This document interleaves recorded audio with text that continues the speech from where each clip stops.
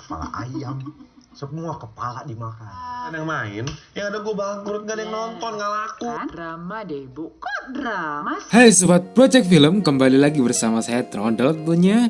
Bagaimana kabar kalian? Pastilah baik-baik saja kan? Pada kesempatan kali ini, Trondol akan menceritakan sebuah film yang berasal dari Indonesia nih. Film yang rilis tahun 2019 ini menceritakan tentang sebuah keluarga yang memiliki kehidupan yang cukup sederhana. Namun, pasca ayahnya meninggal, ternyata semasa hidupnya, ayah ini hanya berpura-pura miskin selama puluhan tahun. Padahal, ia adalah seorang triliuner. Apakah film ini? Ya, benar sekali. Film ini berjudul Orang Kaya Baru. Daripada penasaran, langsung saja kita ke alur ceritanya.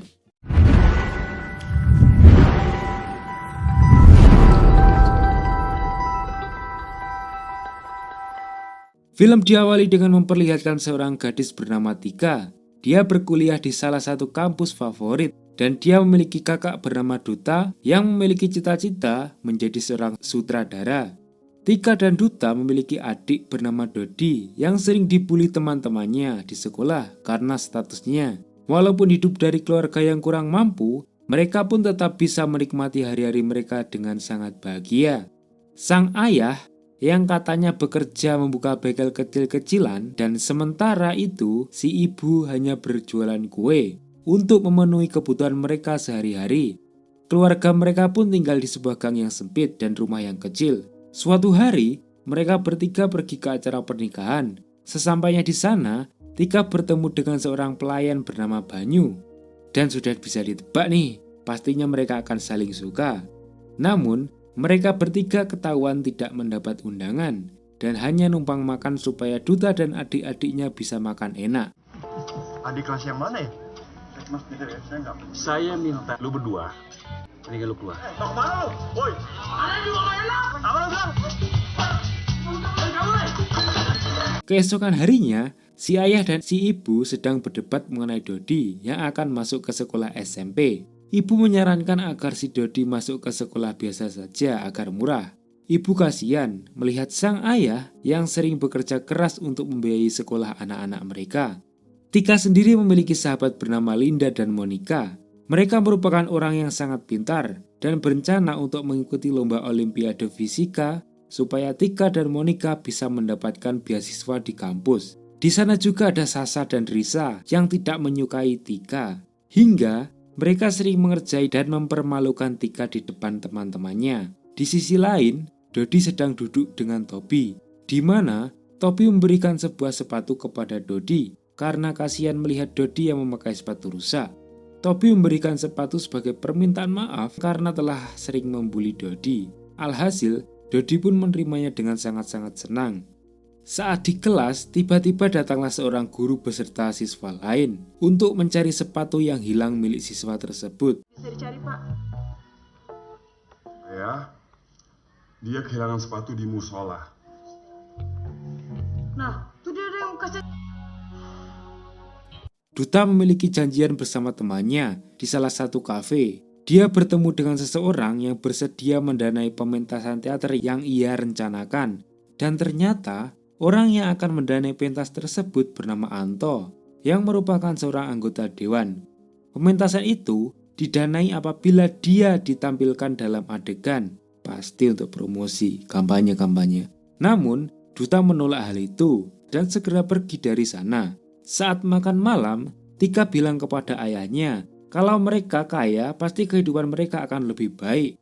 Ayahnya pun menasihati anak-anaknya dengan mengatakan, kalau punya uang sedikit itu cukup, tapi kalau punya uang banyak itu tidak akan pernah cukup. Mereka pun bingung dengan apa yang ayah mereka katakan. Namun, akhirnya mereka pun paham setelah sang ayah menjelaskannya secara lebih dalam.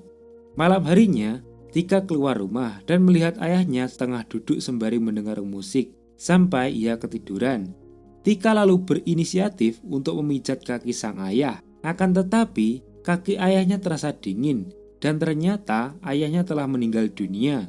Saat di makam, Tika kembali bertemu dengan Banyu yang menjadi penggali kubur. Banyu mengatakan ia melakukan pekerjaan itu sebagai sambilan untuk biaya kuliahnya. Dan dari sinilah hubungan keduanya mulai mendekat dan semakin erat.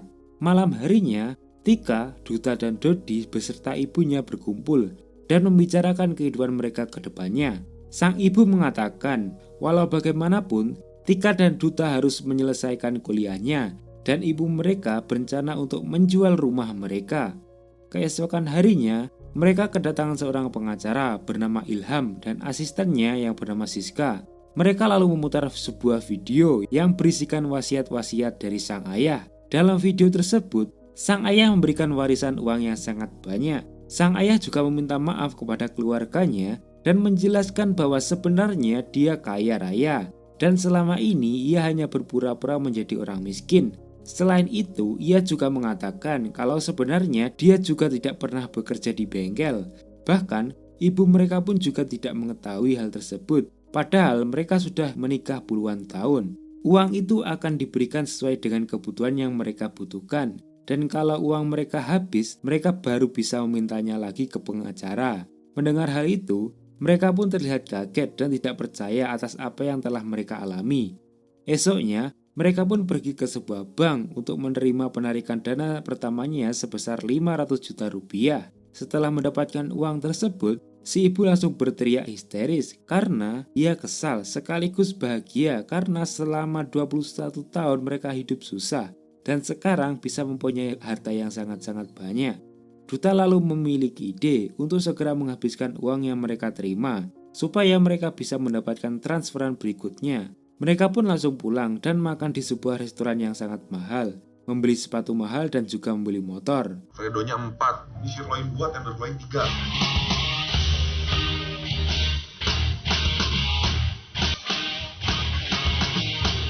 Suatu ketika motor Banyu pun mogok. Tika pun berinisiatif membelikan sebuah motor untuk Banyu. Singkat cerita, Tika telah diantarkan pulang oleh Banyu dengan motor barunya. Namun, Banyu langsung menolak motor itu dan mengatakan kalau ia lebih suka membeli barang dengan hasil keringatnya sendiri. Banyu yang merasa diremehkan menjadi marah dan pergi dengan berjalan kaki tentunya. Suatu hari pengacara kembali datang ke rumah dan menunjukkan sebuah video lagi dari ayah mereka. Kini mereka akan mendapatkan transferan sebesar 15 miliar dan sang ayah juga berpesan kalau uang mereka habis maka akan dicarikan lagi. Mereka pun berencana menghabiskan uang itu dengan membelikan rumah dan perabotan lainnya. Mereka lalu pergi ke toko perabotan dan membeli apapun yang anaknya inginkan. Sekaligus mengajak satpam toko untuk bekerja dengan mereka dan menggajinya 2 kali lipat. Pada malam harinya, Tika mendatangi Banyu untuk meminta maaf dan berjanji tidak akan mengulangi kesalahannya lagi. Sementara itu, di tempat lain, Duta berhasil mendanai sendiri pementasan teaternya yang dari dulu dia idam-idamkan. Serta keluarga mereka pun sekarang bisa membeli mobil yang mahal, bahkan langsung 3 sekaligus. Namun gokilnya nih guys, tidak ada dari mereka itu yang bisa menyetir mobil, termasuk satpam mereka. Beberapa hari kemudian, uang mereka pun habis dan mereka kembali mendapatkan transferan dari sang ayah senilai 15 miliar rupiah lagi. Lambat laun hidup mereka pun kini berubah drastis dari yang miskin dan sekarang menjadi kaya raya. Karena perubahan tersebut, kini Tika mulai sibuk dengan Banyu dan mulai sedikit menjauh dari kedua sahabatnya. Sehingga olimpiade mereka bisa saja gagal karena Tika sudah mulai malas untuk belajar. Di sisi lain, Duta masih sibuk dengan teaternya, bahkan ia menyewa talent yang sangat mahal untuk pementasan teaternya, yang sebenarnya dirasa itu tidak perlu ya. Kehidupan mereka pun tidak lagi seperti dulu, kini mereka disibukkan oleh kegiatannya masing-masing. Hal itu pun dirasakan oleh Dodi yang mulai kesepian karena tidak ada lagi yang menemaninya makan. Bahkan untuk sekedar mengobrol pun dia sudah sangat jarang. Beberapa hari kemudian uang mereka pun kembali habis dan sang pengacara kembali datang. Lalu memperlihatkan video lanjutan si ayah yang menjelaskan bahwa transferan kali ini adalah transferan yang terakhir. Karena kini uang tabungan si ayah yang semuanya berjumlah 30 miliar telah habis. Mendengar hal itu mereka pun langsung panik. Karena Duta sendiri membutuhkan uang 7 miliar untuk pentasnya dan si ibu telah berjanji untuk memberikan sumbangan yang jumlahnya cukup besar kepada keluarga yang kurang mampu. Keesokan harinya, para talent pun tidak mau bekerja apabila tidak dibayar terlebih dahulu dan hal itu bisa saja membuat pementasan teater Duta bisa saja gagal. Duta yang kehabisan dana mencoba menelepon seseorang dan ya kurang tahu ya, tidak disebutkan soalnya. Keesokan harinya, Linda menemui Tika dan mengatakan kalau Monica telah berhenti kuliah dikarenakan biaya dan kini Tika yang sibuk dengan urusannya sendiri dan tidak mementingkan olimpiade yang akan mereka ikuti. Karena Monica sangat berharap menang dalam olimpiade tersebut demi mendapatkan beasiswa sehingga dia bisa melanjutkan kuliahnya. Suatu malam, Tika datang di pesta Sasha dan Risa. Risa yang ternyata adalah pemakai narkoba memaksa Tika untuk menelan sebuah pil, tapi Tika berpura-pura menelannya dan membuangnya di kamar mandi. Setelah merenung, Tika pun pulang. Lalu Tika menelepon Monica dan meminta maaf, serta berjanji akan berlatih bersama lagi supaya mereka bisa mengikuti olimpiade fisika dan meminta Monica untuk tetap melanjutkan kuliahnya. Akhirnya, Monica pun mengiyakan permintaan dari si Tika. Singkat cerita, olimpiade fisika pun digelar.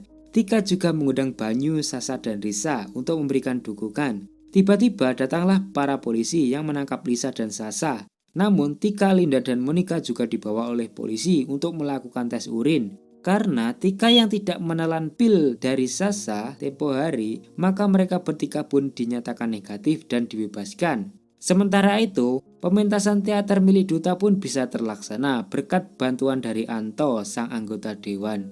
Oh, jadi yang diteleponi kemarin itu adalah Anto. Oke. Dan dalam pementasan itu ada scene di mana Anto berkampanye.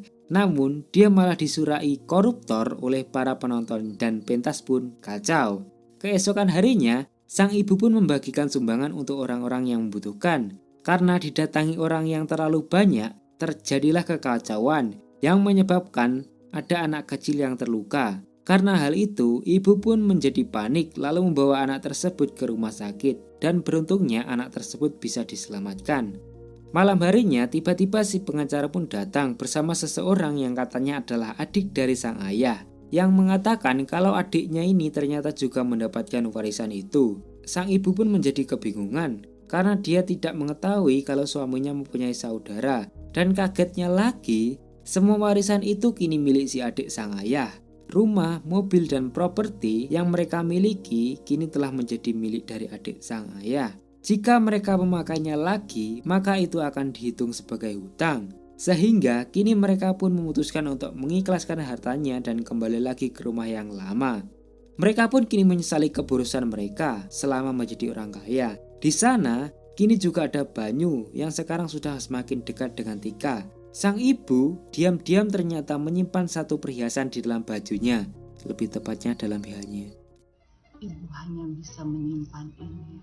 Astaga, ibu. Yang akan digunakan untuk biaya sekolah mereka sehingga mereka masih bisa melanjutkan pendidikannya. Tiba-tiba datang lagi si pengacara ke rumah mereka dan memutar video terakhir dari sang ayah. Isi dari video tersebut menyatakan bahwa sang ayah sangat sayang dengan mereka dan tidak mau jika istri dan anak-anaknya tidak saling peduli karena kekayaan mereka. Sang ayah pun kembali memberikan kejutan kepada mereka dan mengatakan kalau sebenarnya orang yang dikatakan adiknya itu sebenarnya adalah sahabat kecil dari ayahnya. Ayahnya hanya pengen istri dan anak-anaknya hidup damai dan tidak mengagungkan harta, supaya keluarganya sadar kalau uang tidak bisa membeli segalanya, terutama kebahagiaan. Kini mereka sudah mengerti maksud sang ayah dan mereka pun menjadi senang dan gembira lagi karena mereka kembali kaya raya dan mendapatkan rumah mereka. Lalu film pun selesai. Nilai dari film ini adalah terlepas dari kaya atau tidaknya kita tetap harus bersyukur dengan apa yang kita punya saat ini. Karena harta tidak bisa membeli segalanya, yaitu sebuah kebahagiaan, ketentraman, dan keharmonisan keluarga. Terima kasih Sobat Rebahanes, maaf jika ada salah kata dan salam Project Film.